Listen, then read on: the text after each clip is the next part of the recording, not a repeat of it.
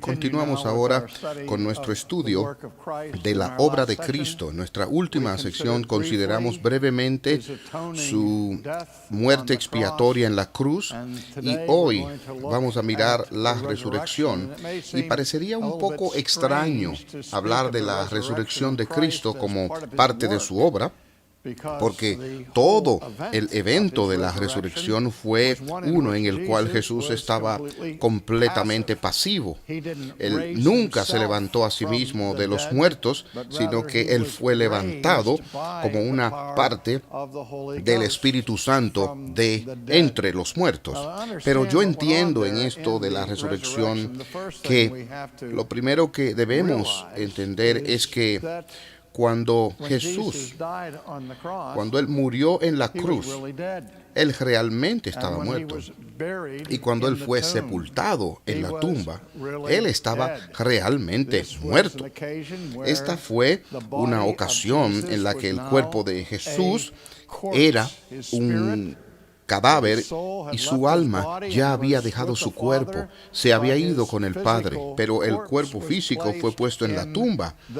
Y en ese caso, ese cadáver, como los otros cuerpos, no había allí palpitaciones, no había ondas cerebrales, no había tampoco sangre en las venas ni pulso. Él estaba muerto. Y como un hombre muerto en su humanidad, Él estaba completamente paralizado para poder hacer alguna obra significativa. Ahora, hablaremos de la resurrección como parte de la obra vitalmente importante de la obra de Cristo. Yo entiendo, y permítame tomar un momento para considerar lo que Pablo declara sobre esto en 1 Corintios capítulo 15. Comenzando en el versículo 20, donde Pablo escribe estas palabras. Mas ahora Cristo ha resucitado de entre los muertos. Primicias de los que durmieron es hecho. Porque por cuanto la muerte entró por un hombre, también por un hombre la resurrección de los muertos. Porque así como en Adán todos mueren, también en Cristo todos serán vivificados, pero cada uno en su debido orden. Cristo, las primicias, luego los que son de Cristo en su venida, entonces vendrá el fin, cuando Él entregue el reino de Dios y Padre, después que haya abolido todo dominio y toda autoridad y poder. Pues Cristo debe reinar hasta que haya puesto a todos sus enemigos debajo de sus pies. Y el último enemigo que será abolido es la muerte, porque Dios ha puesto todas las cosas bajo sus pies. Así que en esta porción de la interpretación apostólica del significado de la resurrección, nosotros vemos la idea que anteriormente habíamos referido en esta serie de la unión entre Jesús y Adán y la función de Cristo como el nuevo Adán o el segundo Adán. El primer Adán trajo muerte al mundo. El nuevo Adán trae resurrección de entre los muertos. Así entonces, el enemigo supremo que aflige la vida humana, la muerte misma, es vencida triunfalmente con la resurrección. Aquí vemos Christus Victor, la victoria de Cristo, no solamente sobre Satanás, no solamente sobre el pecado, sino que Él es victorioso sobre la muerte misma, y no simplemente para Él mismo. Lo que el apóstol nos dice aquí es que Él viene a ser primicias, primer fruto, de manera que la resurrección, allí Dios no solamente levantó a Jesús de entre los muertos, sino que también Él levantó todos los que están en Cristo, que participarían en ese triunfo sobre la muerte. Por eso, la resurrección de Cristo es tan importante para la fe cristiana. De hecho, el que nos reunamos a adorar cada domingo en lugar de viernes es porque Jesús fue resucitado de entre los muertos llamamos el domingo y nosotros llamamos ese día el día del Señor. Y ese viene a ser el nuevo sábado, la nueva garantía de una vida eterna para todos los que ponen su confianza en Él. Pero volvamos a regresar un poco ahora a la resurrección misma. Como les dije, el cuerpo de Jesús estaba completamente pasivo. Pueden ver aquí una analogía con el caso de Lázaro, a quien Jesús resucitó. Cuando Jesús lo levantó, él estaba muerto y no contribuyó en nada para esto. Ustedes recuerdan que Lázaro estaba muerto por 4 días cuando Jesús vino y lo levantó de entre los muertos. ¿Cómo lo hizo? Él no fue a la tumba y le dio una respiración boca a boca. Él tampoco fue allí y le tocó el cuerpo y le dijo: ven, levántate, Lázaro, componte.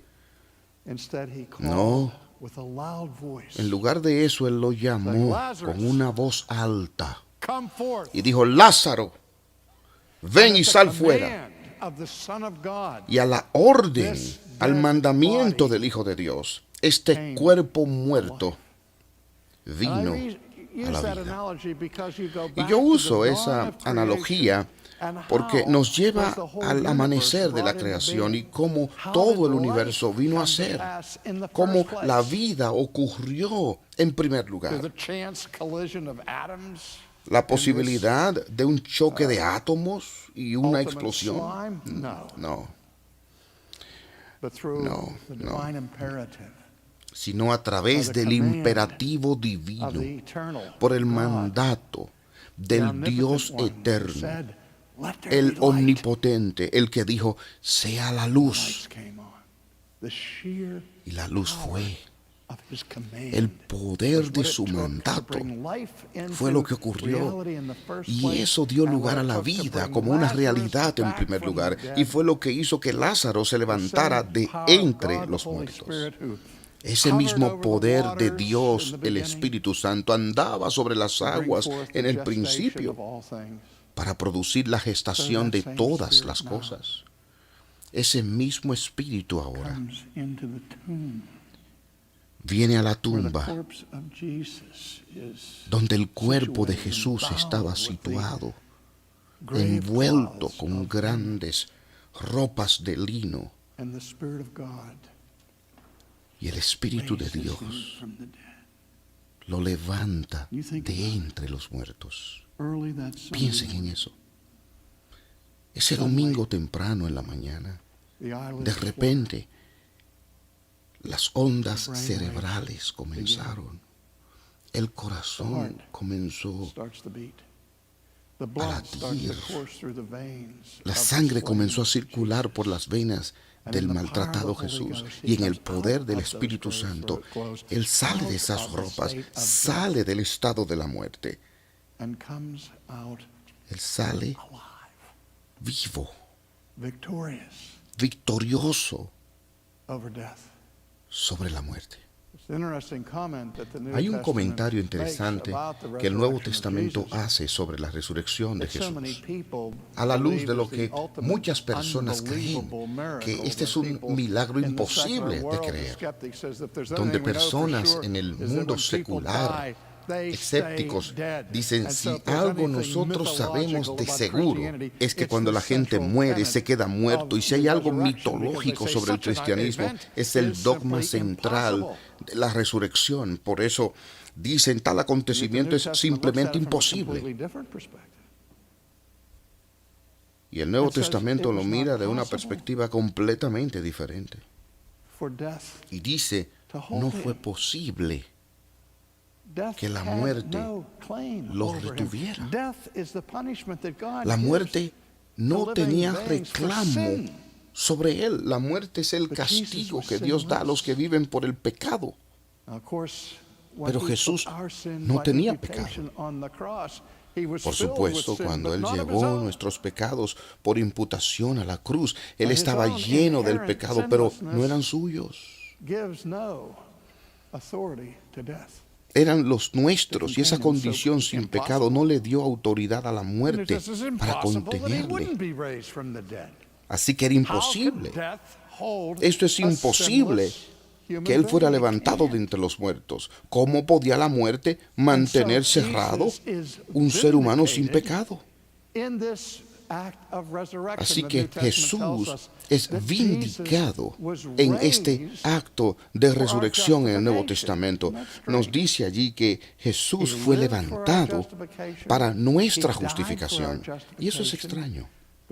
Él vivió para nuestra justificación, Él murió por nuestra justificación, pero también fue levantado por nuestra justificación. De manera que todo el proceso por el cual somos hechos justos delante de Dios reposa en la persona de Jesús, su vida, su muerte y su resurrección. ¿Por qué? ¿Cómo nuestra justificación reposa en esto? Pero todo lo que Jesús hizo fue vivir una vida de perfecta obediencia, lo que consideramos. Además, ofrecerse a sí mismo con un sacrificio perfecto. Pero ¿cómo nosotros sabemos que el sacrificio satisfizo a Dios?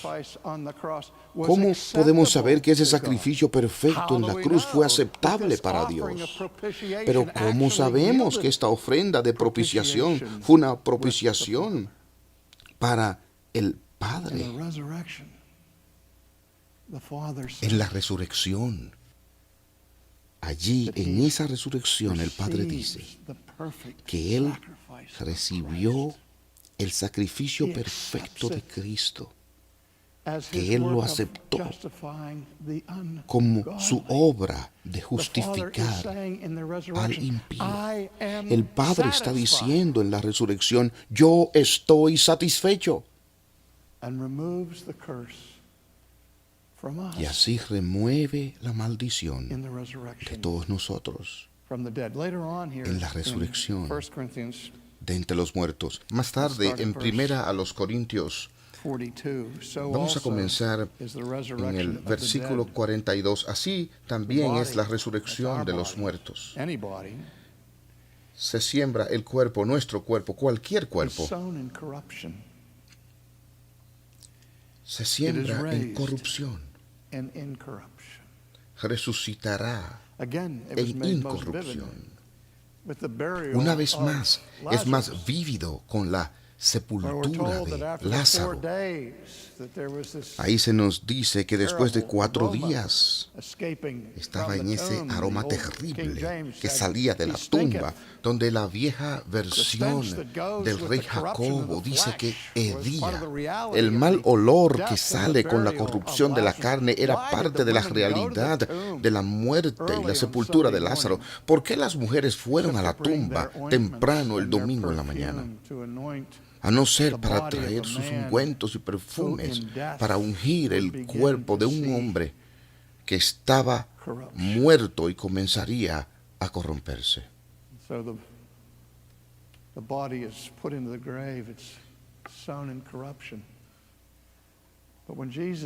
Así que el cuerpo fue puesto allí en la tumba, sembrado en corrupción. Cuando Jesús se levantaba de los muertos, no fue con resucitación. No es que Él estaba allí antes de morir y allí fueron a la tumba y lo levantaron. Aquí hay una continuidad entre el cuerpo que estaba allí y el cuerpo que salió. Es el mismo cuerpo. Y todavía podía ser identificado por la marca de los clavos y la lanza. Podía ser reconocido. Pero también había un cambio dramático en el cuerpo de nuestro Señor.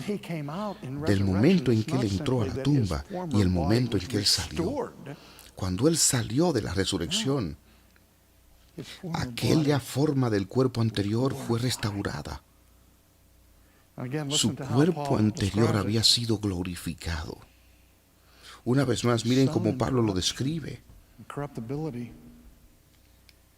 Sembrado en corrupción, en algo corruptible, resucita en incorrupción. El cuerpo que salió de esa tumba nunca sufriría el decaimiento o la corrupción en la carne. Nuestro cuerpo, cuando salga de la tumba en la resurrección, nunca jamás se deteriorará, nunca estará sujeto a los efectos del tiempo y la enfermedad. Serán incorruptibles. Un cuerpo sembrado en deshonra resucitará en gloria. Hemos visto mucho en la vida de Cristo el patrón de humillación y glorificación, y se mueve hacia la exaltación. Y aún el cuerpo de Jesús fue sembrado en deshonra, en humildad, crucificado, pero es levantado en gloria. Yo no sé sobre un cuerpo glorificado cómo se ve, pero yo sé que es diferente de lo que nuestro cuerpo es ahora. De nuevo, anteriormente, Pablo había dicho que toda carne no es la misma carne. Hay un tipo de carne de hombre, hay otra clase de animales y otro tipo de carne para los pájaros. También hay cuerpos celestiales y cuerpos terrenales. Pero la gloria de los celestiales y la gloria de los terrenales es otra. Hay una gloria para el sol, una gloria para la luna, otra para las estrellas. Una estrella se diferencia de otra. Vemos aquí radiaciones de la gracia, de la gloria de Dios alrededor nuestro, pero no hemos visto una humanidad glorificada. Y eso fue lo que salió de la tumba. Sembrado en deshonra, levantado en gloria. Y sigue adelante. Se siembra en debilidad. Ustedes saben que la Biblia dice del salmista sobre nuestra creación que fuimos maravillosamente hechos. A veces yo medito en mi propia vida, en varias décadas. A veces me sorprende cómo este cuerpo es tan frágil y ha podido sobrevivir 70 años en este mundo, en este planeta, con todas las enfermedades, todas las cosas que ocurren. ¿Alguna vez no se ha puesto a pensar en esto? Que el corazón sigue latiendo. Estamos tan cerca a veces de la muerte. Estamos a un latido de distancia, porque nuestros cuerpos son fundamentalmente débiles. No tienen la capacidad de sostenerse a sí mismos por siempre, para vivir para siempre. Somos impotentes para eso en nuestra condición natural. Somos sembrados en debilidad. Esto es el cuerpo de Jesús. Fue puesto en la tumba en la debilidad de la carne humana, pero el cuerpo que salió dejó esa debilidad atrás. Ese cuerpo que salió en poder y en fortaleza. Hay un cuerpo animal y hay cuerpo espiritual.